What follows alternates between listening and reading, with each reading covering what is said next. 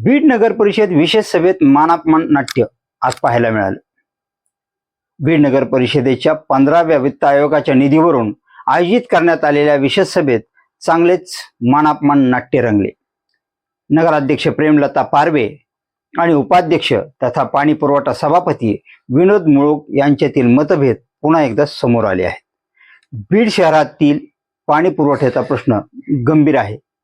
अनेक भागामध्ये नियमित पाणी पुरवठ्याची समस्या असून ज्या ठिकाणी पाईपलाईन टाकण्याची तातडीची गरज आहे त्या कामांसाठी नगर परिषदेकडे उपलब्ध असलेल्या 15व्या वित्त आयोगाच्या निधीतून कामे करण्याचा ठराव नुकत्याच झालेल्या सर्वसाधारण सभेत एकमताने मंजूर करण्यात आला होता। मात्र या निधीच्या वापराबाबत आज पुन्हा एकदा विशेष सभा बोलवण्यात आली होती। या सभेत मागील ठरावावर नगराध्यक्ष प्रेमलता पारवे यांनी टिप्पणी नोंदवत त्यामध्ये आणखीन काही कामांचा समावेश करण्यात आल्याचं सांगितले। तसेच या संदर्भात जिल्हाधिकाऱ्यांचे मार्गदर्शन मागविण्यात आले असल्याचेही त्यांनी सांगितले। जिल्हाधिकाऱ्यांच्या सूचना येईपर्यंत संबंधित कामे करण्यात येऊ नयेत अशी भूमिका नगराध्यक्षांनी घेतल्याने उपाध्यक्ष विनोद मुळूक यांच्या ठरावाला विरोध होत असल्याचे चित्र निर्माण झाले। यावरून सभागृहात वातावरण चांगलेच तापले। वाद वाढत असतानाच नगराध्यक्ष प्रेमलता पारवे यांनी उपाध्यक्ष असणाऱ्या विनोद मुळूक यांना उठा आणि खाली बसा असे सांगितल्याने सभागृहात एकच गोंधळ उडाला। शाब्दिक खडाजंगी वाढत गेली आणि अखेर विशेष सभा खुर्शीद आलम साहेबांनी शेअर मारला, त्याच्यावर मला एक आठवला तुमच्याकडे बघून, हम तो तेरे आशिक है सदियों पुराने, चाहे तू माने चाहे ना माने। ऐका आता अध्यक्ष साहेब मला सारखं मांडायचे। तर साहेब माझा एकच विषय होता, मी जास्त वेळ लांबणार नाही साहेब, मला लांबायचं पण नाही विषय। मला लक्षात आलं सभागृहाचा रुख लक्षात आला, मी त्याच्यामुळे मला लक्षात मी कुठे किती गोष्टी कोणच्या लांबवायच्या कोणच्या नाही लांबवायच्या मला कळतं तेवढं। एक तर मुळात ठराव मी मांडलेला होता, माझ्या ठरावाला सगळ्या सदस्यांनी अनुमोदन दिलं होतं आणि ठराव अनुमोदन दिल्यानंतर मी त्यांचे आभारही मानले होते, सगळ्या सभागृहाचे मांडले होते, सगळ्या गटनेत्यांचे मांडले होते। माझा विषय असा होता की त्यावेळेस पण माझा तेच विषय होता, ओपन टेंडर करण्याविषयी किंवा न करण्याविषयी महेश माझा विषय नव्हता। माझा विषय होता लवकरात लवकर काम मार्गी लागण्याविषयी, आणि ते का मार्गी लागत नाहीत ह्याविषयी मी ते सविस्तर त्यावेळेस निवेदन केलं होतं की कुठलंच आपलं टेंडर फायनल होत नाही, आपल्याला कामं करणं आवश्यक आहे। आणि शेवटी पाण्याचा विषय असेल तर आपल्याला शेवटी कुठं ना कुठं तरी कठोर होऊन निर्णय घ्यावा लागते ना, आपले काय अधिकार आहे ते वापरावं लागते। मी हे त्यावेळेस म्हणलं होतं। बरं, त्यावेळेस मी म्हणलो तुम्ही जर मला नियमाने 7 दिवसामध्ये जर ठराव दिला असता तर ते काम आतापर्यंत चालू झाले असते तुमच्या शुभम, आणि ते काम मार्गी लागले असते, बहुतेक सगळ्या शहरातले लागले असते मार्गी। पण तसं न होता फक्त आता मग अदरवाईज घेऊ नका, फक्त आता ह्याच्यामध्ये काय मी त्या दिवशी म्हणलो होतो की हे सगळे कामं होऊ नये देण्याचा कोणाचा तरी प्रयत्न आहे। तुम्ही जे आता विषय पुन्हा लांबवला का, ठरावामध्ये तुम्हाला नगराध्यक्ष म्हणून मी जिम्मेदारीने बोलतो, ठरावामध्ये तुम्हाला कुठलाच वर्ड वाढवण्याचा अधिकार नाही। हा तुमच्या सभागृहाची गरिमा कमी व्हायचा कारण आहे, सभागृहाची गरिमा राहणार नाही। ह्या दृष्टीने भविष्यामध्ये जरी तुम्हाला असं काही आज ठीक आहे, आज एकमेकाचे काहीतरी हेवे देवे चालू होते हे दिसतंय सगळं, पाण्यामध्ये बी आपण काहीतरी करावं लागलो तर ते पाप आहे, आपल्या माती ते सगळ्या शहराचं पाप आहे, ते आपल्या माती ते आपण फेडू। आता कसं फेडणार तुम्ही, ज्याच्या त्याच्या परीने फेडीन ते ह्याच्यामध्ये सुद्धा पाप आहे। तुम्ही एक दिवस तुम्ही लोकांना लेकरांना तर पाण्यापासून वंचित ठेवायला लागले, हे पाप आहे, हे फेडावं लागणार आहे कुठं ना कुठं वेगवेगळ्या मार्गाने फेडावं लागणार आपापल्याला। मला फेडावं लागेल माझ्याकडे काही चुकत असेल तर ते सांगतो मी। बरं, आता तुम्ही जर ठराव मांडला आलम साहेब की ते ठराव मांडला तुम्ही की आता आम्ही हे जिल्हाधिकाऱ्यांना पाठवण्यासाठी आम्ही आता ठराव मांडतो, बरोबर, म्हणजे ह्याचा अर्थ ते ठराव त्या दिवशी झालेला नव्हता म्हणून तुम्ही आज मांडला। ठीक आहे, हे ठराव मांडला 2 मिनिटासाठी, आपण त्यावेळेस सगळ्यांनी एकमत बी होईल असं मला वाटतं। इथं काल बांधकाम विभागाने मुरमाचे टेंडर जे 10-10 लाखाचे टेंडर केले, त्याच्या शिफारशी सीओ साहेब तुम्ही तयार केल्या, त्याबद्दल तुमचं काय मत आहे? तिथं नियमाचं हनन होणार नाही का फक्त ते पाण्यामध्ये झालंय म्हणूनच नियमात हनन आहे? सगळ्या क्षेत्रामध्ये सारखे नियम लागायला पाहिजेत ना। म्हणजे तुम्ही पाणी पुरवठा जो सगळ्या तुमच्या मुरमापेक्षा सुद्धा महत्वाचा विषय आहे, त्या विषयामध्ये तुम्ही इथं खोड्या घालायला लागला तर, आणि पाणी पुरवठ्याचा विषय सोडून तुम्ही जर मुरमाच्या टेंडरमध्ये जर तुम्ही तुकडे करून जर टेंडर करत असाल ते चालतंय, मग त्याच्यावर काय उत्तर आहे तुमचं? हे उत्तर द्यावं लागेल ना शहराला, शहर बघत आहे सगळं आपलं आज। मी त्या दिवशी सुद्धा म्हणलो होतं हे लांबायला लागलेत कामं, कशासाठी लांबायला लागले? तुमच्या आमच्या खोड्या घालण्यामुळे लांबायला लागले ते सगळे कामं। का नाही कामं करायचे शहराचे? मी म्हणतो ज्याला नाही त्याच्यामध्ये ज्याच्या वॉर्डमध्ये 10 लाखाचे काम 10 लाखामध्ये काम पूर्ण होत नाही त्यांनी सांगा, लिहून द्यावं मला की हे 10 लाखात काम पूर्ण होते, काम माझं घेऊ नको त्याच्यामध्ये, मला हे 20 लाखामध्ये पाहिजे, मला 50 लाख पाहिजे. तर तुमच्या सगळ्यांच्या सूचनेवरूनच बसलोत ना आपण आज. आणि पाणी पुरवठ्याच्या कामामध्ये जर निजामभाई हे पद्धतीने जर आपण असं पुढे जाणार असतो ते 100% चुकीचं. हे तुम्ही जिम्मेदारीने बोलवलं तुम्हाला मी. तुम्हाला निर्णय घ्यायचे असतील तर सगळ्या क्षेत्रामध्ये सारखे घ्यावं लागतील. तुम्हाला बांधकामामध्ये बी तेच घ्यावं लागतील, इथं तेच घ्यावं लागतील.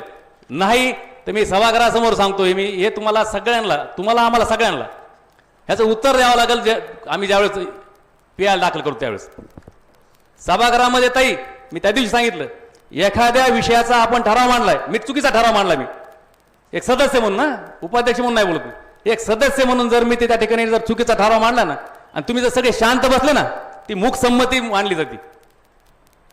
आणि आपण तर तुम्ही सगळ्यांनी मिळून बहुमताने ठराव झालेला नाही आपला, एक मताने झालाय. बहुमताने झालेल्या ठरावावर मध्ये तरी थोडी शंका असू शकते, पण हे एक मताने झालेला ठराव आहे. त्या ठरावामध्ये सुद्धा तुम्ही वाक्य वाढून याच्यामध्ये लिहिले तर सरळ सरळ हे तुम्ही सभागृहाचा अपमान करायला तुम्ही. प्रत्येक नगरसेवकाचा अपमान आहे. ही माझी बहीण आहे, तिने मला मुरमाचं काम सांगितलं, कुठे पाण्याचं काम सांगितलं, कुणी टँकर सांगितलंय, कुणी बोरचं काम सांगितलेलं आहे. काय उत्तर देणार आहे आम्ही? उपाध्यक्ष महोदय, तुम्ही चुकीचं बोलताय. चुकीचं बोलत नाही मी, तुमच्यामध्ये बोललो होतो मी, तुम्हाला मध्ये बोलत नाही. आता तुम्ही ते सहानुभूतीचा विषय नाही. तुम्ही जे खरं खोटं शहराला कळून द्या, तुम्ही काय केलं कुठं उपाध्यक्ष बोलत असता तुम्ही बोलताय, आम्ही बोललो नाही तर तुम्ही इतके चुकीचं काय काय बोलले आम्ही बोललो तुमच्यामध्ये. तुम्ही चुकीचं बोलताय. तुम्ही चुकीचं बोला, नंतर माझ्या नंतर बोला, मला सांगा तुम्ही काय चुकीचं बोललो ते. त्या ठरावाला कुठेही विरोध केलेला, ठरावाला विरोध केला नाही. तुम्ही ठराव जशाल तसा मांडणं अपेक्षित होतं. तुम्ही ठरावामध्ये खोड्या घातल्या, तुम्ही ठराव वाढून कसं काय लिहिला? तुम्हाला शब्द लिहायचा अधिकार नाही. ठरावामध्ये तुम्हाला वाढवायचा अधिकार नाही. तुम्हाला ठराव वाढीचा काय तुम्ही तुम्हाला वाढवायचा आहे तर तुम्ही तुमचं वेगळं पत्र द्यायला पाहिजे. तुम्हाला ते अधिकार नाही. तुम्हाला अधिकार उपाध्यक्षांना पूर्ण बोलल्याशिवाय पूर्ण बोलू द्या, बोलल्यानंतर बोला. कोणी सांगणार तुम्हाला? बोलल्यानंतर ते सन्मान्य सभापती आहे, ते उत्तर देत असताना उपाध्यक्ष आहे नगरपालिकेचा. इज्जत करता तुम्ही, इज्जत बोला ना. खाली बसा, मग काय सांगू? तुम्ही कोण मला खाली? हे सर्व शहर बघत आहे ताई, सर्व शहर बघत आहे, त्यांना उत्तर देऊ द्या, नंतर तुम्ही काय बोलायचं बोला. मला खाली बसा. उपाध्यक्ष साहेब बोलत असताना मान मर्यादा ठेवा. मान मारे त्यांनी ठेवा. खाली जा म्हणून मला काय करणार नाही. मान मर्यादा ठेवा. खाली जा म्हणायचं काय? बोलत असताना मान मर्यादा ठेवा. सन्मान्य सदस्य बोला. मान मारे तर मान मर्यादा तुम्ही आमचे मान घालून तुम्ही जमणार काय? मान मर्यादा बोला. तुम्ही मान मारे ठेवून बोला तर मी बोला. मान मर्यादाच बोलतो. आम्ही गिव्ह रिस्पेक्ट तसं माननीय नाही. तुम्ही बोलणार आम्ही घालतो ऐकणार, ते जमणार नाही तसं. आम्हाला जमणार नाही. आम्हाला खाली जमणार, तुम्ही ते जमतो तुम्हाला. आपण इज्जत करतोय. मुझे लगता है काय इज्जत करता तुम्ही? 20 वर्षापर्यंत इज्जत आहे माझी. अध्यक्ष महोदय, लाईव्ह आहे, त्यांना उत्तर देऊ द्या, त्यांना त्यांचा बोलू द्या, नंतर तुम्हाला काय बोलायचं. किती लाईव्ह चालू आहे. शहर पाहतोय, शहर बघतोय, सगळं शहर बघतोय. मी तुम्हाला बोलतोय, तुम्ही शासनाचे प्रतिनिधी जास्त पैसे लागतात. तुम्ही मला सांगितलं तुम्ही ज्या मुरमाच्या टेंडरवर सह्या केल्या ते पूर्ण होऊ द्या. आता तुम्ही बोलले ना उपाध्यक्षाचा पूर्ण. उपाध्यक्ष महोदय, तुम्ही कामकाज आमच्यापेक्षा जास्त काळ तुम्ही सभागृहात राहिलेले. कामकाज करत असताना तुम्हाला मी बोलायचं, बाहेर जाऊन तरी म्हणलेलं नाही. अध्यक्षाची परवानगी घेतली पाहिजे. मी बाहेर जा कधी कोणाला म्हणलं अध्यक्ष महोदय, बाहेर जा, तुमची मी इज्जत करते म्हणले झालं. हे कोणची पद्धत आहे? आम्ही काय ऐकू यावं? ठीक आहे, ते लगा. विषयांतर करू नका, विषयांतर करू नका. इज्जत करतो ना ताई तुमची. ताईच म्हणतो तुम्हाला आम्ही आले बसून. तुम्ही मला चांगलं बोलतच नाही. एक मिनिट खाली. तुम्ही काही बोलता मी ऐकणार नाही. हा, ते काही बोलले नाही ऐकणार मी. संविधानिक जे बोलतात तेच ऐकन मी. विनाकारण ते ऐकणार नाही. संविधानिक असं ऐकन मी. असं संपूर्ण प्रकरणाचा दुसरा आणि अधिक गंभीर मुद्दा म्हणजे 15व्या वित्त आयोगाचा निधी. हा निधी कोणत्याही एका राजकीय व्यक्तीचा, पक्षाचा नाही, तर शहराच्या विकासासाठी आणि जनतेच्या गरजा पूर्ण करण्यासाठी उपलब्ध असलेला निधी आहे. पाणी पुरवठ्यासारख्या मूलभूत प्रश्नावर नागरिकांना तातडीने दिलासा मिळणे अपेक्षित असताना राजकीय मतभेदांमुळे विकास कामे रखडणार असतील तर याची जबाबदारी कोण घेणार? जनतेच्या पैशातून उपलब्ध झालेला निधी नेमका कधी खर्च होणार? पाणी पुरवठ्याच्या समस्या कधी सुटणार? आणि सर्वात महत्त्वाचे म्हणजे जनतेची कामे राजकारणापासून दूर ठेवण्याची जबाबदारी कोणाची, या प्रश्नांची उत्तरे आता बीडकरांना अपेक्षित आहेत. कारण सभागृहात मानापमानाचे नाट्य रंगले तरी देखील बाहेर मात्र बीडकरांना त्यांच्या मूलभूत प्रश्नांचे समाधान हवे आहे. ते मिळणार का, ते कधीपर्यंत मिळणार हे पाहूयात. मी प्रमोद पुसरेकर, न्यूज इंडिया 23 बीड.